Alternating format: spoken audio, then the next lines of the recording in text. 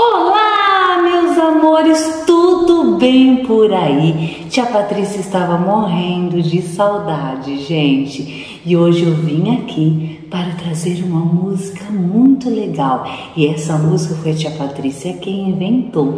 Quem vai me ajudar a cantar ela em casa? Levanta a mão para a Tia Patrícia ver. Vamos ver, vamos ver. E eu quero saber quem tá muito craque e com muita atenção para falar para mim todos os sons dos animais. Vamos aprender então, meus amores? Vamos lá então. Começa assim, ó.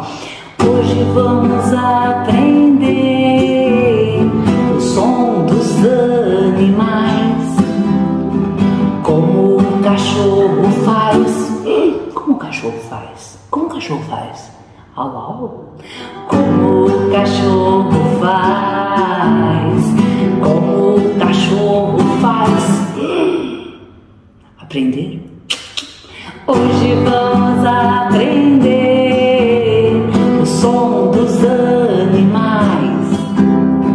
Como o gatinho faz. Como o gato faz? Como o gato faz? Como o gato faz? Já aprendeu? Já? Hoje vamos aprender o som dos animais. Como a vaquinha faz. A vaca? Como a vaca faz? Como a vaca faz? Hoje vamos aprender o som dos animais. Como a galinha faz. A galinha? Como a galinha faz? Como a galinha faz? Como a galinha faz? Como a galinha faz? Hoje vamos aprender o som dos animais. Como o cavalo faz? Cavalo? Como o cavalo faz?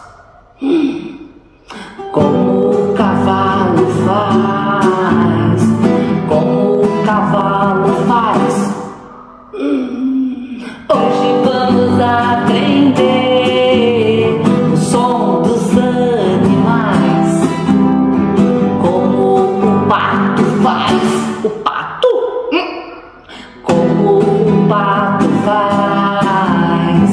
Como o pato faz. O pato. Como o pato faz.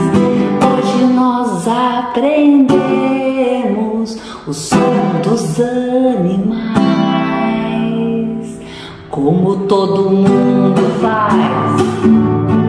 Como todo mundo faz. Como todo mundo faz. Como todo mundo faz. Aprenderam, meus amores? Então tá bom. Logo, logo a Tia Patrícia volta com muitas outras músicas, parlendas e muito mais. Muitos beijos!